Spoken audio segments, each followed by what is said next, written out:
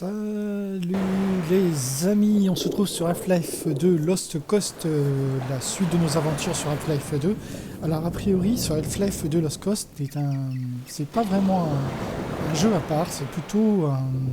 comment on appelle ça, comment je dirais, quelque chose qui n'a pas été mis à la base dans Half-Life 2 et qui a été rajouté. Et ça dure en gros 20 minutes. Donc c'est très rapide, hein, c'est vraiment un chapitre qui a été mis comme ça en plus, en bonus. Pour tout vous dire, alors, je suis en train de voir. Donc Lost Coast est prévu initialement comme une section du chapitre Highway 17 de Half-Life 2, qui est la présentation jouable d'une technologie qui introduit l'éclairage High Dynamic Range au moteur source. Donc c'est juste pour montrer un petit ajout dans le système de jeu. Donc je pensais pas que c'était la suite de nos aventures, mais c'est pas grave. Je pensais pas d'ailleurs en faire une vidéo de suite, tout de suite là maintenant, après la fin de Half-Life 2, épisode 2. Je me suis dit, bon, 20 minutes, on peut voir. Après, ce qui peut être intéressant, certaines personnes disent que c'est intéressant de voir les commentaires des développeurs. Nous, on va peut-être pas faire ça, parce que si c'est en anglais, ça va être un peu costaud pour vous. On va faire tout de suite nouvelle partie. Allez, on commence.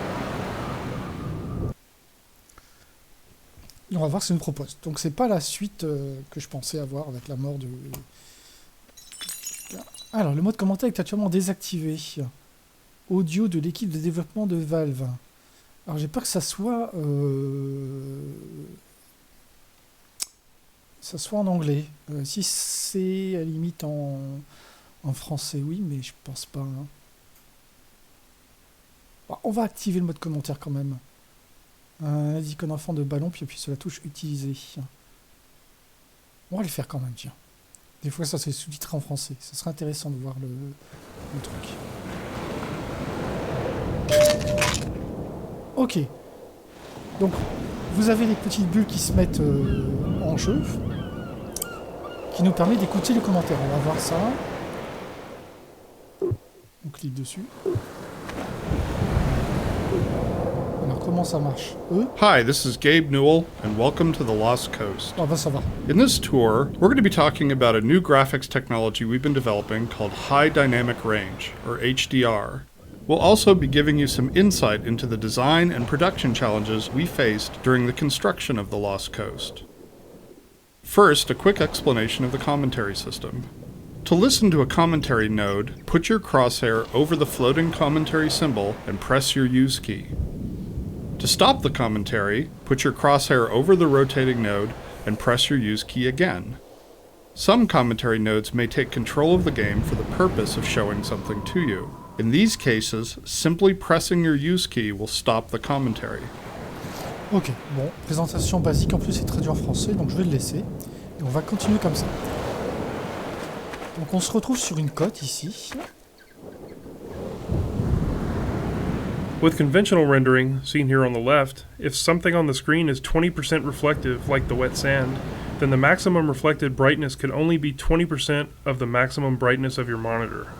HDR's more accurate simulation of light ensures that the sun's reflection on this wet sand appears as it would in the real world, which could potentially use 100% of the maximum monitor brightness. HDR uses bloom to simulate light that is beyond 100% of a monitor's maximum brightness. Ok. On continue. C'est qui ce monsieur? Bon, du coup, ça ralentit un peu l'action, mais c'est vrai que c'est intéressant d'avoir les commentaires des développeurs, je trouve. The process of building characters in Half-Life 2 taught us many things. By the end, we believed we'd figured out a more effective process for designing and constructing characters. This fisherman is the first character we built using that process.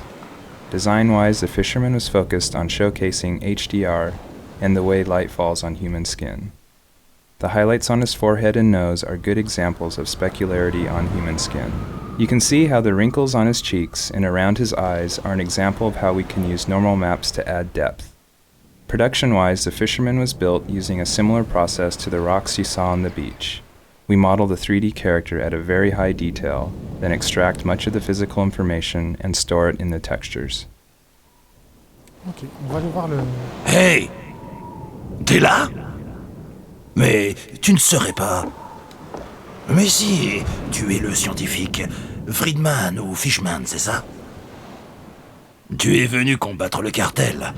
Tout seul, je ne vois pas ce qu'on peut faire, mais je ne vois pas d'autre raison de visiter Saint-Olga à un tel moment. Je t'emmène à leur base, ou aussi loin que je peux en tout cas. Ok.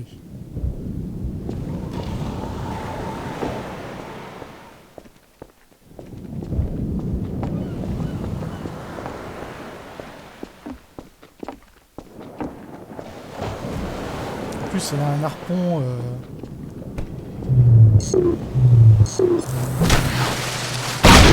Bon, laisse-moi t'ouvrir cette grille. Ok. La clé est là. Quelque part.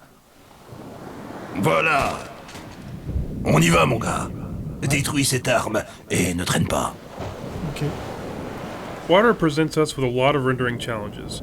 In fact, we have to render the scene 3 times. Once for the refraction of what's under the water, once for the reflection of everything above the water, and once from the player's view. You can see the reflection and refraction scenes in the 2 small windows on screen. In the refraction, we calculate per pixel how much water you're looking through to do a volumetric underwater fog to simulate particulate matter. For our full HDR solution, we had to go through the entire engine and modify every bit of code that calculated light and color. For example, these water reflection and refraction renderings had to be improved to support the full range of contrast values. Ok, c'est dommage que ça a été coupé au niveau du texte. Allez, on y va. Traverse.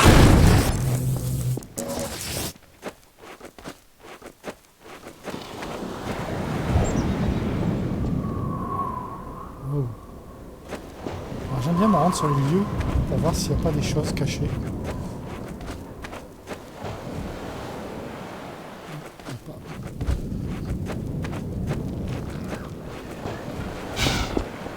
Contact confirmé. Désignation cible.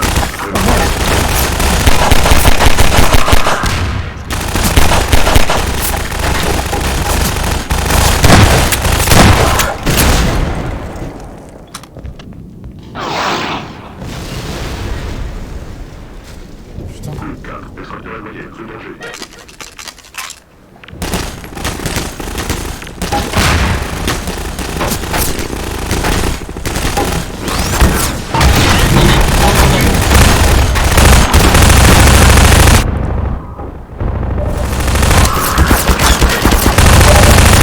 Munitions épuisées.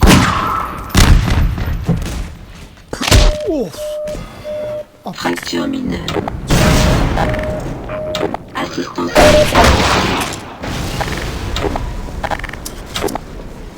Par contre, le son il est super fort. Alors attends.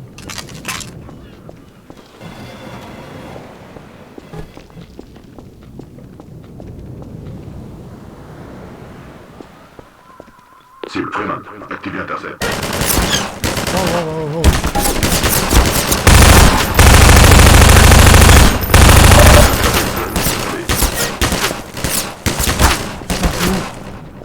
T'es où? T'es où? Putain, je sais même pas où il est.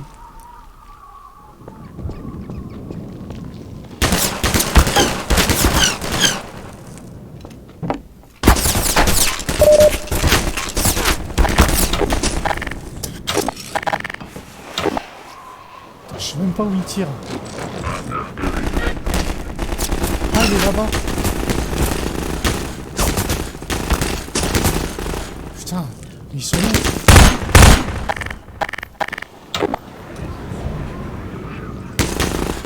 Bouge pas, bouge pas, bouge pas, bouge pas. Alors, je sais qu'il y en avait un là.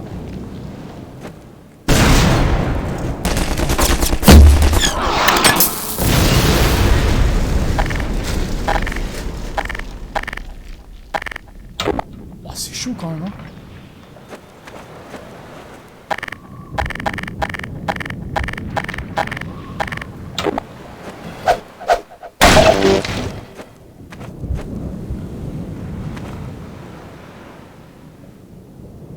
The area you're currently entering is called the Cliffside Arena. We were particularly happy with the vertical cliffside in Half-Life 1 and regretted that we didn't iterate further on that concept in Half-Life 2. Vertical space allows us to force the player to deal with threats from above and below. We find that players focus their view on the direction they're traveling, so by using a cliffside and having the player ascend it, we ensure that the player will look up and be prepared for enemies. If the player's path was to move past the bottom of the cliffside, it would be unlikely he would notice soldiers rappelling down from above. And dying from unknown threats never feels fair and certainly isn't fun.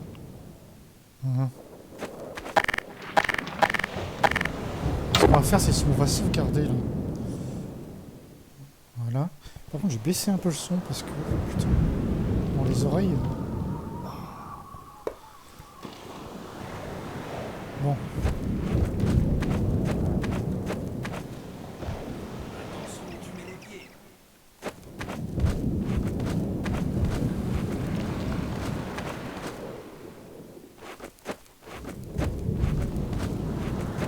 Oh. Intéressant.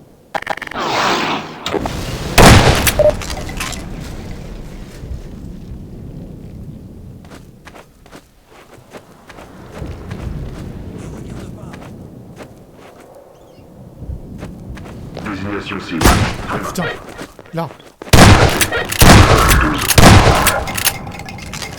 Ok.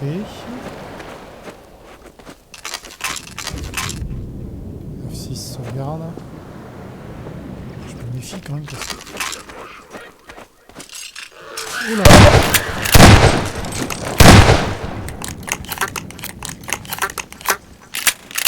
Putain, je me méfie, ils sont derrière là.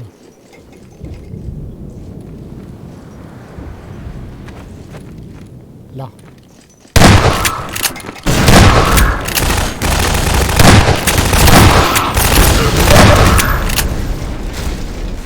Ça va, je m'en sors bien pour l'instant.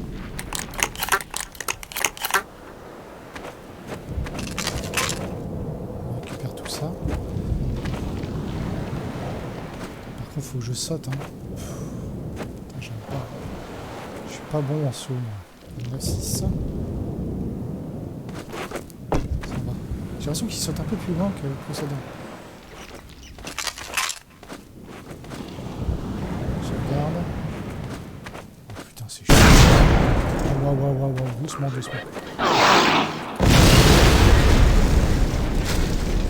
Oh, là-bas.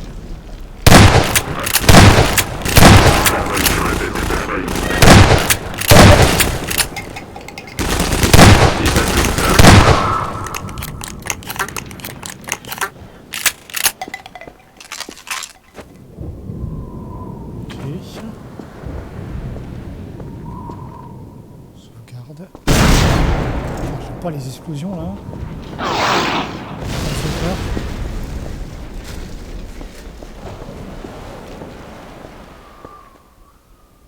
Ok. One of the features of our HDR solution is dynamic tone mapping. The easiest way to think about dynamic tone mapping is that it's a method of simulating the way the human eye reacts to light. In the real world, you've probably walked into a dark room and noticed your eye adjusting to the darkness, letting you see better after some time. Or you've walked out into a bright day and been blinded by the sun, only to have your eye adjust and allow you to see normally. Your iris is adjusting itself in response to the amount of light hitting your eye. Dynamic tone mapping simulates this by automatically adjusting the exposure of the scene to mimic the behavior of your iris.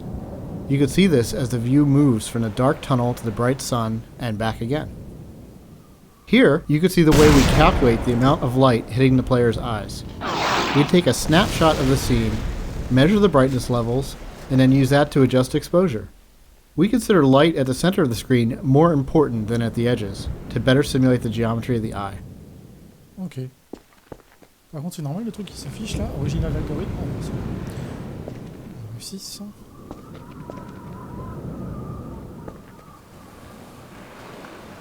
J'aimerais parce que ça peut sortir dans tous les coins. Là. Puis surtout au-dessus là. On va cacher la rapidité.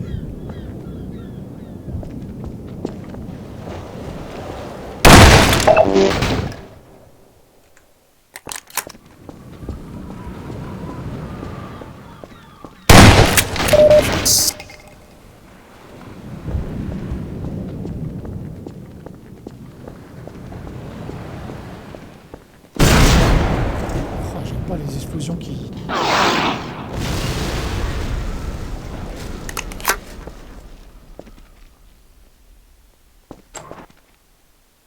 pas que pendant que j'écoute un commentaire, que je me fasse latter aussi.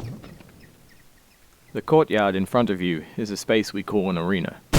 Arenas are built to hold the player for a period of time and usually contain combat or some other challenge. They often have multiple entry points for enemies, along with a gate of some kind to prevent the player moving on until the challenge has been completed. In this case, the arena is free of enemies until the player solves a puzzle and triggers an alarm. This is a method that allows the player to explore the arena and get a sense of its space before being forced to fight in it. It adds a sense of uneasiness to the player who's expecting to be attacked now that they've reached the goal set for them at the start of the map. The break in the action here is also a crucial part of the level's pacing. It allows the player to recover and explore the world a little after being attacked on the way up the cliffside. Ok. J'ai compris ce que tu viens de me dire. Donc là, a priori, j'aurai personne. Tant que je résolve un truc.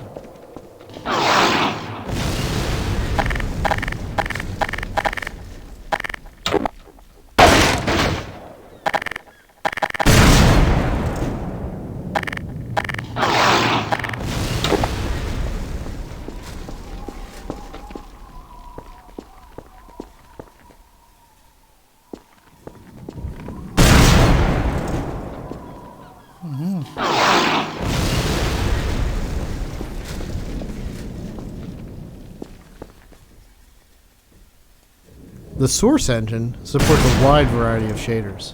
The refraction shader on the window here requires us to copy the scene to a texture, refract it, and then apply it to the window surface.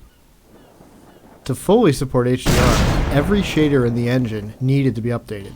So this refraction shader was improved to support the full range of contrast. If you viewed the sun through this window, it would be refracted correctly. Intéressant. Non, attends, là il y a un truc là, on verra. Putain, j'aime pas.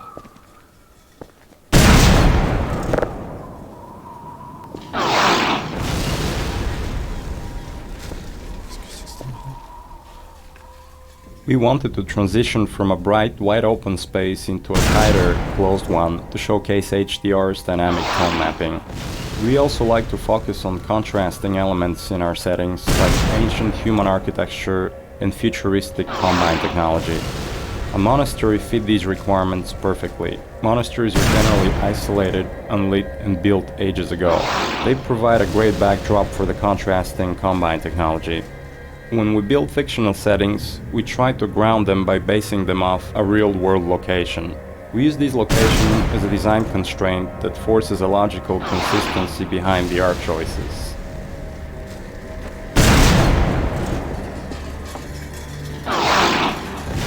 Churches are great dramatic spaces. They're often lit naturally with extremes of darkness and brightness, which makes them a great showcase for HDR. Gothic churches are the sober monochromatic spaces that you've seen in almost every horror movie or game. Byzantine churches, on the other hand, are very colorful and have a large variety of materials. We wanted that color and material variety to show off our HDR reflections.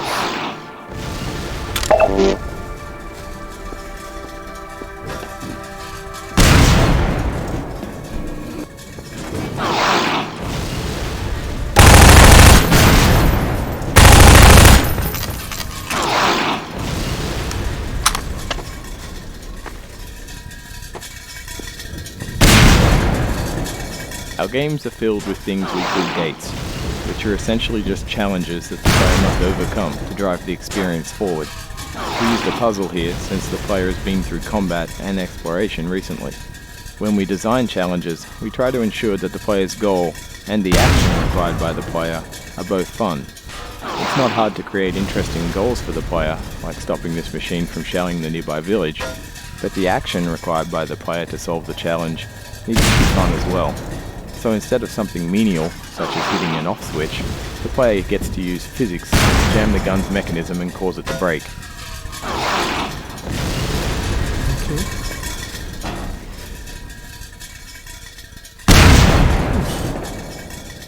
Alors, c'est quoi le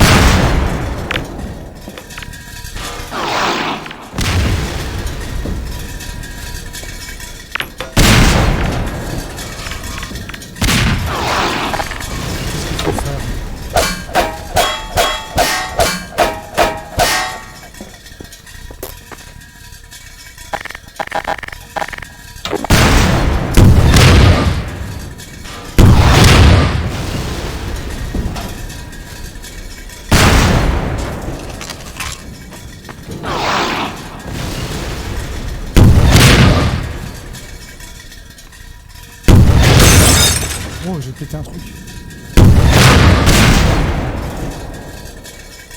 Alors j'ai pas compris le délire ici. Faut détruire ça, c'est ça? Je comprends rien, j'ai pas compris. Je peux plus sortir.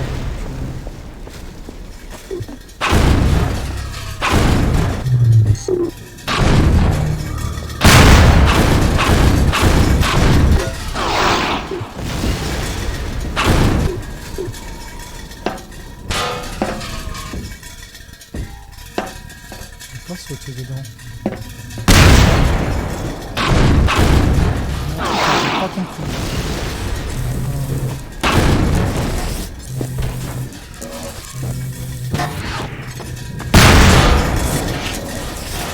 Faut peut-être coincer quelque chose.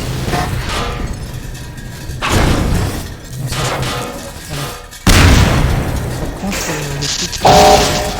C'est ça. C'est ça qu'il fallait faire. Coincer le machin. Allez, là, j'entends des sales bêtes. Là. Putain, ça fait peur. Voilà.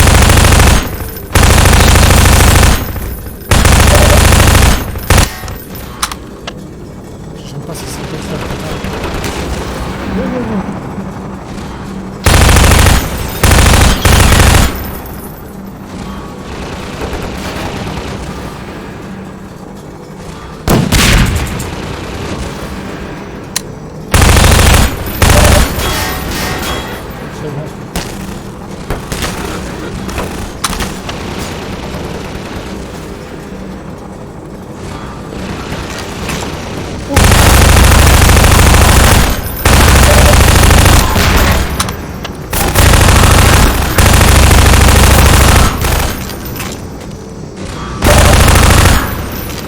Pas vu les gars.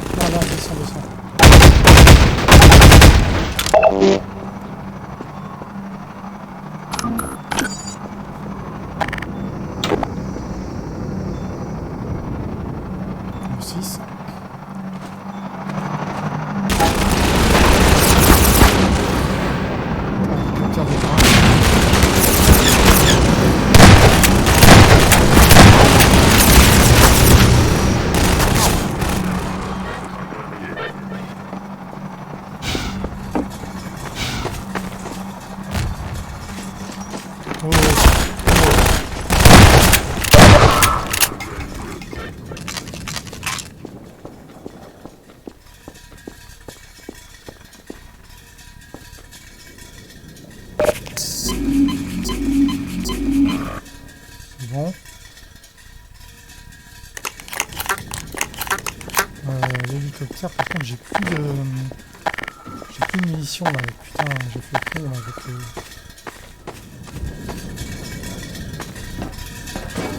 J'ai plus de munitions pour taper contre l'hélicoptère.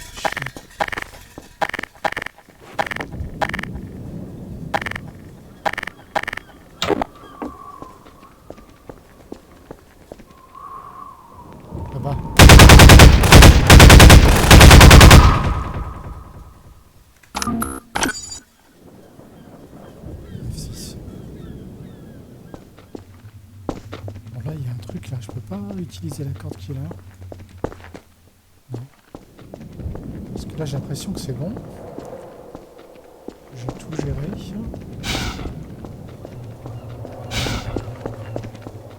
Pourquoi je peux pas sortir du coup?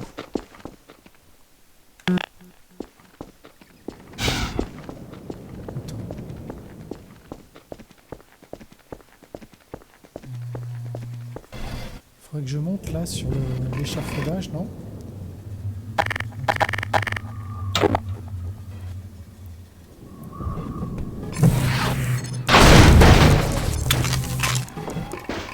Ça va. Allez Coco, viens.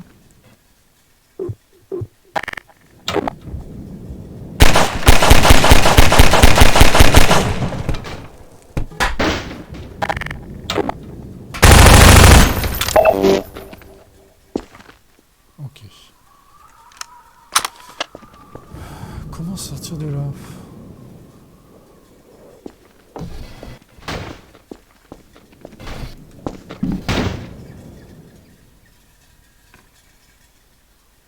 Je comprends.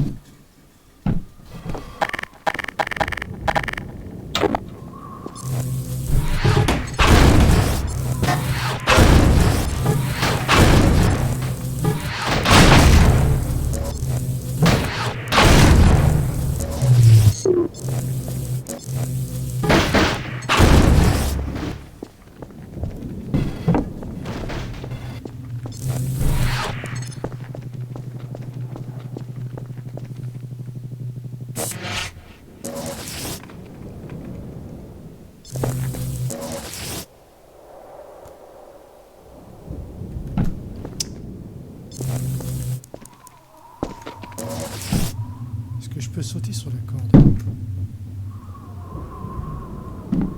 J'ai pas le sentiment.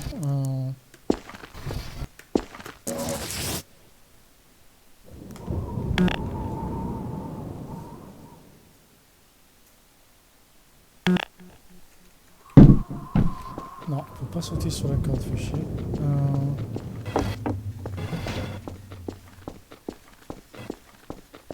Je suis sûr qu'il faut monter là.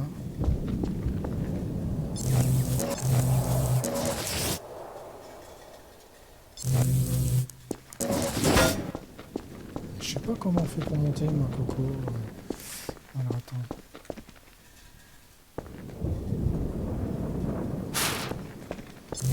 Je croirais en Grèce ici. Alors, attends.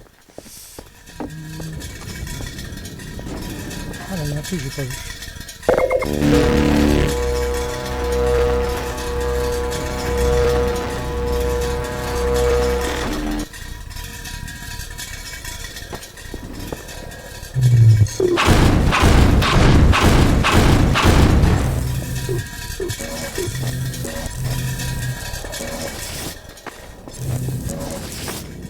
Ah bah ça c'est ouvert ça.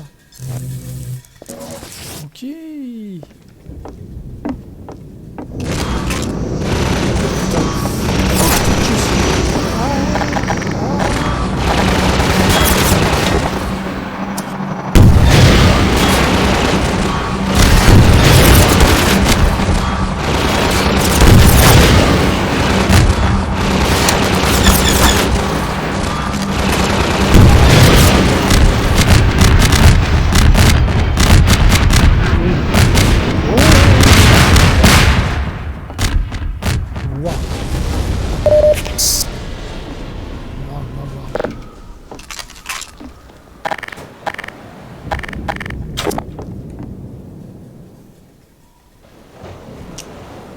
This marks the end of the Lost Coast tour.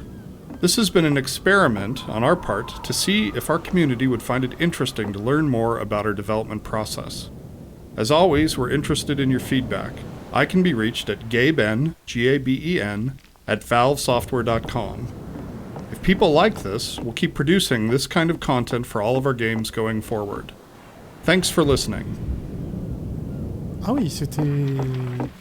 Il n'y avait pas grand chose à faire en fait dans ce truc.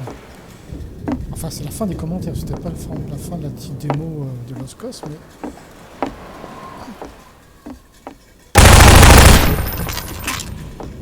J'ai l'impression que c'est terminé déjà.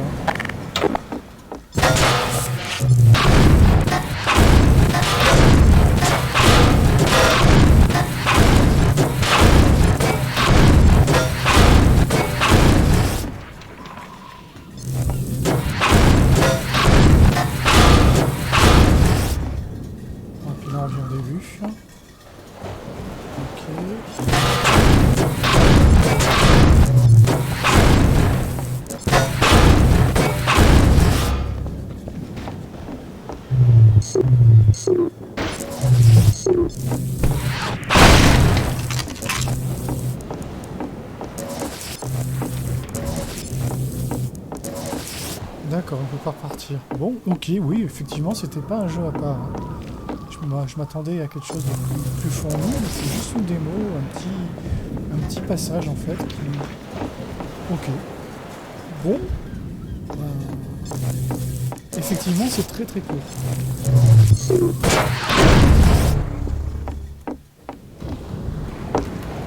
En plus, il me bloque l'accès là. Bon, bah écoutez, vous savez quoi? On va faire suicide. Hein. Hop là! Voilà. Bon, et ben écoutez les amis, voilà, c'était Lost Coast, la côte perdue.